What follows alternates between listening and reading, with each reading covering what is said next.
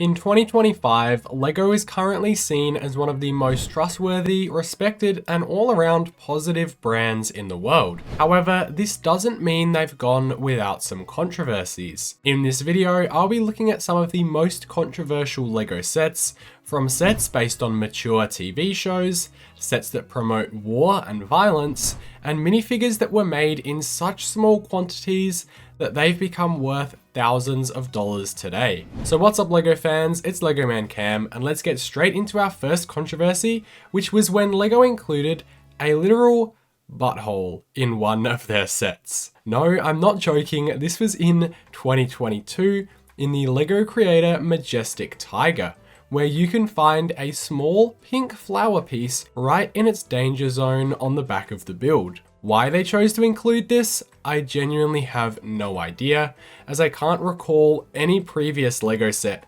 going to this level of detail. I mean, I guess LEGO Star Wars fans would love this set, as it is very accurate to the source material. Obviously, this is pretty controversial and stirred up a lot of discussion in the LEGO community, as it's kind of gross, but let's now head out the back door to take a look at our next set, the Assault on Hoth. This Star Wars set, released in May of 2016, looks like an amazing set from the outside, as you get everything you need to create the incredible opening scenes from one of the best Star Wars movies. While public opinion may have changed on this set lately, this set was extremely controversial at the time and downright hated, and here's why. For being called an Ultimate Collector Series set and having the UCS golden label on the front, the set fails as a collector's model on so many levels. Firstly, there are only 3 shield generators instead of 4. The main eco base is purely just a door with no interior whatsoever. The Wampa cannot even fit into its own cave. And what was possibly the biggest miss for this set was its name. Assault on Hoth refers to the Empire assaulting against the Rebellion who were secretly hiding out on the planet.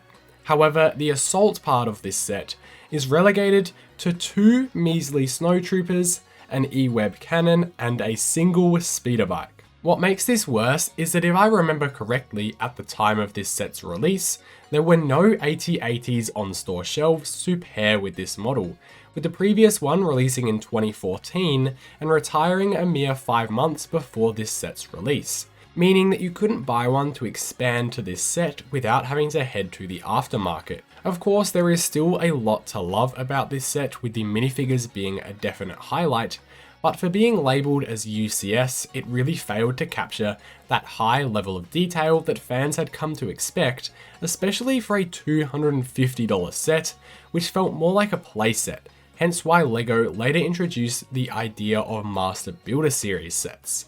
So going from a set that everyone could get but no one wanted, let's now look at a minifigure that everybody wanted but no one could get. That's right, I'm talking about Mr. Gold, the infamous Series 10 LEGO minifigure that was released back in 2013 and was limited to a worldwide release of just 5,000. Of course, this made for a massive controversy, as creating a chase minifigure not only alienated so many fans of the series who couldn't get it, but created a terrible buying environment where employees were checking through cases of minifigures before they'd even be put out on shelves. Luckily, some fans were able to get their hands on one. I can fondly remember watching Just Too Good get one back in the day, and I even recall someone managing to get their hands on 2, which in today's value, one Mr. Gold is worth about 12,000 Australian dollars or 7,500 USD, according to Brick Economy. Moving forwards to a quite recent set, this is Captain America's Shield, a set that has a 3.7 rating on Brickset, which isn't too bad. However, the reason I've thrown this set on this list is because of the build experience. While this is an 18+ collector's model, I feel as though this would be one of the most repetitive and boring builds ever. Of course, this isn't the LEGO designer's fault, as there's genuinely not really any other way to make this as a LEGO set, as it is just a big circle that looks exactly the same all around it. The finished product is okay too, But of course, the odd shapes of Lego pieces make it very hard to perfectly cover up all those gaps, and if you have too much backlighting on this model, I can totally see all those gaps becoming super obvious.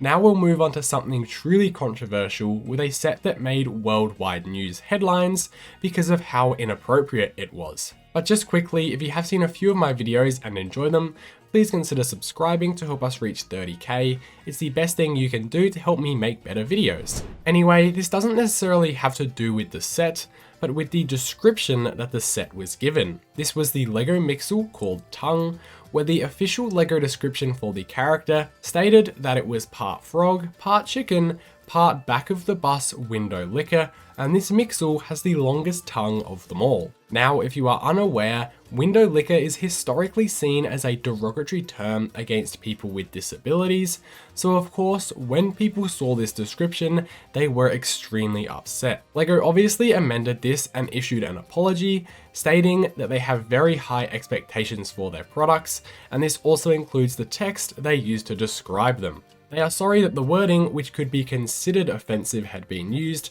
as this was not their intention at all. Again, I commend Lego for changing this, and I think it's pretty clear this was just a mistake. I just wonder what happened to the intern that probably most likely wrote this. But overall, this controversy is just very bizarre and a really unique case in the Lego landscape. Another controversial moment for Lego wasn't necessarily a single set, but more of an entire theme in general, and this was in 2014 where we got Lego Simpsons sets for the first time. This started with the Simpsons house, as well as the minifigure series, where the following year we then got a second series of minifigs and the Quickie Mart set, as well as some Dimensions packs for Homer, Bart, and Krusty. This was a hugely controversial moment for Lego, as many people deem The Simpsons to be an incredibly inappropriate show, as even I was never allowed to watch it as a kid, and it was just a very divisive show. Despite being one of, if not the longest animated shows ever still going on today, it has built up a momentous audience and fan base, and personally, I loved these sets and minifigures. Every single figure had a brand new molded head to make them look exactly like the characters, and the Dimensions packs gave you the entirety of Springfield to play in, which was such a rich and action-packed hub world. Overall, this is definitely a big controversy as this made headlines at the time. However, supposedly later this year, we're actually going to be returning to The Simpsons again with the Krusty Burger set, which would make a surprising return for the theme. Similar to Mr. Gold as we discussed before, another of these controversial aspects of Lego are Comic-Con exclusive minifigures. These are again made in smaller quantities but were released usually at San Diego Comic-Cons every year with different Marvel and DC characters each time. One of my favorites is this Supergirl figure, which I believe was given out at one of the DC Fandome events, which just looks so great. These are just again super controversial because of their limited availability, and since many of them are exclusive characters and superheroes that we aren't able to get in other sets, it makes these figures worth multiple thousands of dollars at a time. Next is a set that I'll briefly touch on, and this is the Technic V22 Osprey. But it was originally meant to release but was pulled super late in its production due to it having war-related references.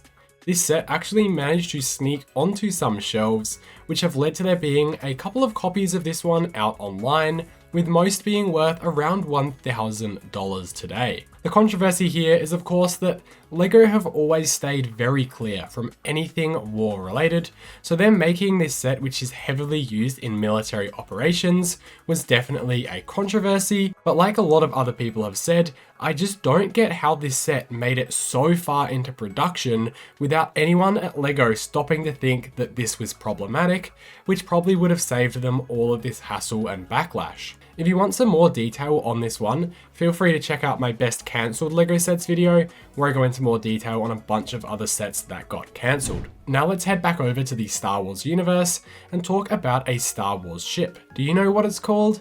Well, it actually has had its name changed because of controversies. So let's take a look at it. This ship, originally known as the Slave One, is the main spaceship owned by Boba Fett, one of the most popular Star Wars characters of all time. This set has been made many times in Lego, even with it getting a UCS release in I believe the mid to late 2010s. However, just a few years ago, the name of this ship in newer LEGO sets was changed to be called just Boba Fett's Starship instead. This change wasn't just in LEGO though, and was across the board in all toys and merchandise, with Disney wanting to avoid using the word slave because of its obvious negative historical connotations. Personally, I think we all just know the name of the ship, and of course it wasn't made to be controversial in the first place, but this is probably what I think is the smallest controversy in this video. I'm still going to call it Slave 1, and I know so many other people are too, it's just that on the box it's going to be called something different. And we're even meant to be getting a new UCS version of this ship later this year in May.